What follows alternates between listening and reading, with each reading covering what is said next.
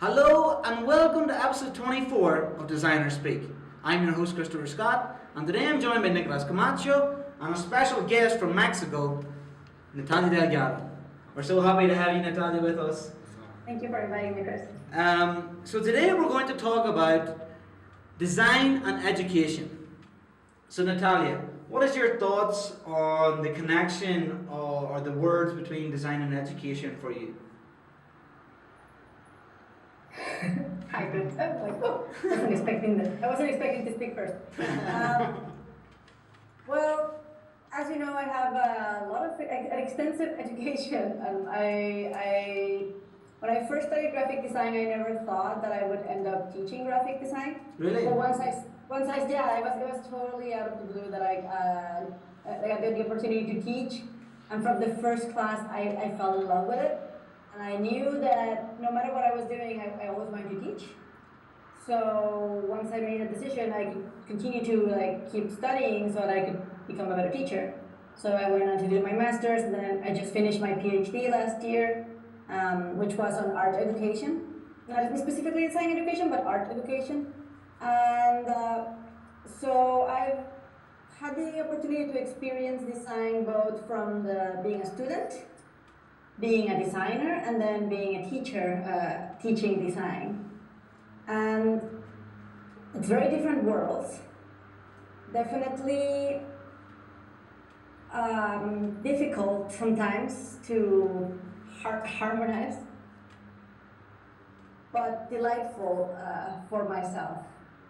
I don't know what else I could say just to begin. Maybe you could That's the thing. reel me in. The thing is that I was sort of the same situation as yourself, Natalia. When I started out and I studied to be a designer, I was thinking that I was going to work in the studio. I thought I was going to work in Pentagram, and all these dreams of working in a studio, or maybe even owning my own design studio.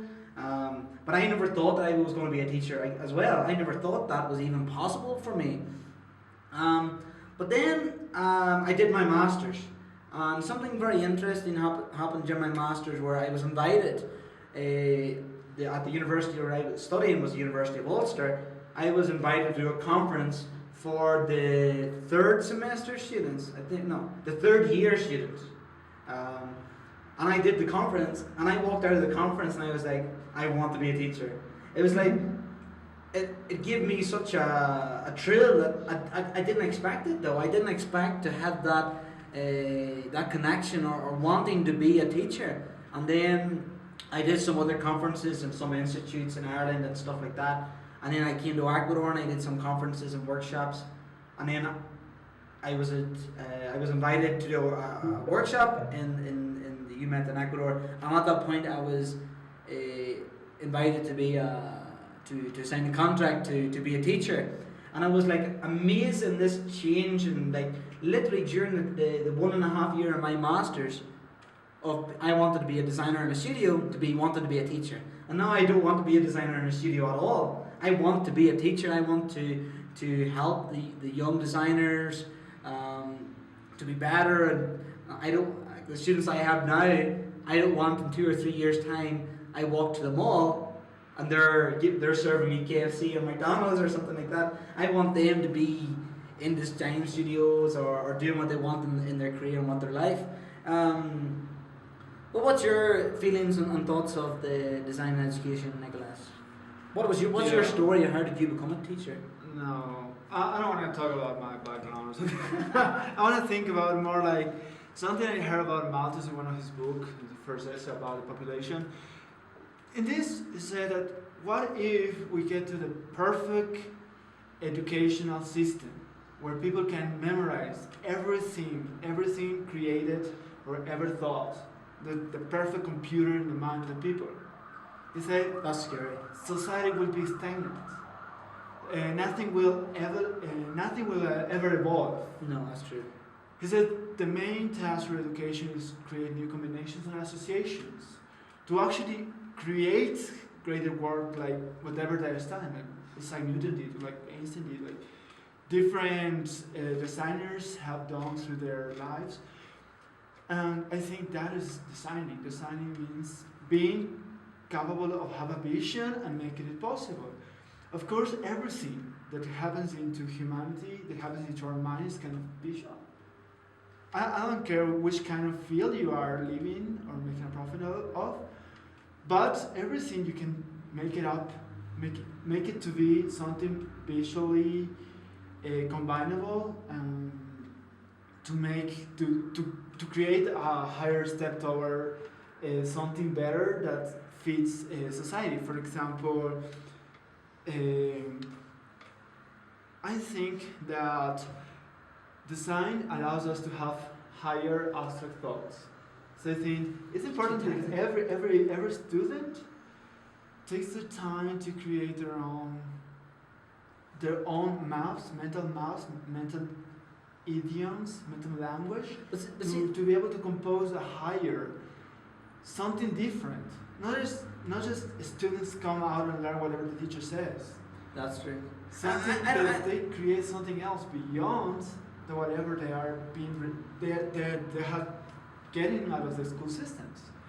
That's a very good point, and I think that the students should never just follow what the teachers say. Like, they should be always challenging themselves and not just going, "Oh, okay, Christopher Scott said that in my class, so that means it's 100% right." That's not the case. It's like, whenever I'm teaching my classes, and I always say this in my very first class, I can never teach you to be a designer. I can never teach a student to be a designer. But what I can do is inspire you to be a designer. And there's a big difference between that. But what's your thoughts? Do you think you can actually teach a student design? Depends on what you define by teaching. The word teaching, I think we would need to start from there. Just following up on what Nicolas was saying, I do think it's really important both for students and for designers to be critical. I always try to foster that in my classroom, which is not to take anything just because I'm saying it, but to question it and to see if it has validity for you and if it's applicable to your particular situation. I think as a teacher, our role is more of like a guide to guide students, and you really need to be aware of all the different types of personalities and learning styles that there are, teaching and learning styles. Because definitely that's been one of the things that I've learned as I've learned about education is everyone learns in a different way, and that's why education cannot be prepackaged into this like perfect little box, because we're all individuals, we're all different people, and some of us might respond better to visual, some of us might respond better to audio, some of us might respond better to touching or conversation. There might be extroverts and introverts. So all these elements that we really need to take into consideration when we are working with students, really applying that. And then also, I do think you can teach students to design instead of guiding them to design. And you can mentor them, you can guide them, you can assist them in finding their own finding their own answers and finding their own way. That's what I try to do. Is I try to teach everyone how can they improve in their own practice, whatever it is. And by that, what you need to do first is you need to be able to understand your own practice and understand how it is that you work, where it is that you struggle, and then we can work on that and make it better. But it does require both from the instructor and the student to be constantly aware of your own process and to be constantly learning, constantly growing and challenging yourself, and remaining critical. Because for me, the worst thing that I can see in a classroom is when the students are just kind of sitting, taking notes of what you say, and taking you as the Bible of all knowledge, and not questioning certain things. I had an experience with my portfolio students where I asked them how many items should there be on a portfolio, and every single one of them said 6 to 10. And I said, okay, why not 5? Or why not 11? Why not 1? And why they not could come up 0? with an answer. Like they had learned that it was 6 to 10. They had no idea why it was 6 to 10. So it becomes like this laws, like they say, like in the Bible, like this commandment, and I have no idea why I'm doing it, and it might be something that's not even working anymore. And design profession is moving so fast. It's True. like it's transforming every day. It's hard to keep up. So we must be constantly becoming like we must remain critical. We must remain open and just questioning and learning about everything. I think that's it. It's very interesting and what you two guys are talking about, because not only in the classes are the students learning, but I'm learning also. It's like it's unbelievable what the teachers learn while they're in the classroom, while they're talking to the students, and like a simple conversation with a student can change completely my perspective of what I thought about a certain topic or a certain idea or a certain process, and that's the beauty of it. Yeah, I was just gonna say, building up on what you're saying, I think, especially because we're in Latin America, there's still a lot of that old school, the teacher, you know, when it's like, even, I remember the classroom used to be like a higher ground for the teacher where you would teach, and the students are gonna, so it's like teacher, student, whether, what you're saying is like, yeah, we learn too, and actually you can learn not only from the teacher, you can learn from people in your classroom, like there's like all this exchange, and everyone has a valid point, and everyone has valid stuff that you can bring out. Except sometimes we might not be as experienced as a teacher, but it doesn't mean that the teacher is somehow, you know, Better or yeah, God, or like a master or like a genius. That's the thing. Me and you talk a lot, and sometimes Nicolas in the office does that. Me and you try to get like a level playing field that we don't. Me and you don't think that we're better than all the students that we teach. Like, and you, as when you go into your classes, like you try to bring that across, don't you? I think mostly in order to teach or to pass something to somebody else, you have to understand that it's two people interacting and experiencing and living. I believe that education is design. Like, because through education you're changing in people's minds. How? For example, I have this metaphor that somewhere I read that reading is not a natural capacity of humanity. It's a way, learning to read is actually reconfiguring the minds of the people. They have made some studies and seen that people that read and people who never learn to read have different kind of brains connections, neural nets. So the important thing is that everything that we learn is changing our brains, it's making us different, it's changing our perceptions, imaginations, and It's things. better.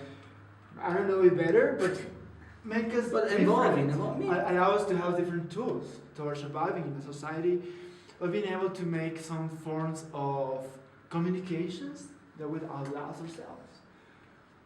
Design, for example, allows us to create some kind of messaging in the society somehow that changes society or gives an opinion about something, and people start doing something else. And for that, from that field, I think that it's always important to make simple designs about what we want to do in the world, and then by combining it, somehow we create a higher message that's changing our reality and the reality of the world too. I think that's a perspective about what you're doing with the students too. Like, you give a small ideas and topics for a higher plan. Yeah, because it's up to the students to take your information, or maybe not take your information, but to make themselves a better designer in general. But yeah, it's a very, very interesting topic. Again, thank you very much to Natalia Delgado for joining us here today, and also thank you to Nicolas Camacho, always great insights. The role of the teacher and the student is very something interesting to me. I think that we should try to think as the teacher and the student as the same level, not like the teacher has like what Natalia was saying, like a genius, or the teacher is like a master and they know everything. They should be trying to be as level as possible, and that's very, very important, because to make a connection to the students, you need that level playing field. You can't be better, or I can't think that a student's better or a teacher is better in certain situations.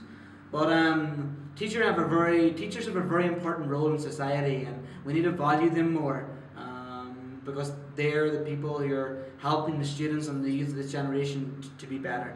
But yeah, thank you very much for joining us today, guys, and like our Facebook page, view our videos on YouTube, and view our website, designerspeak.org, and we'll see you guys again very soon. Thank you very much.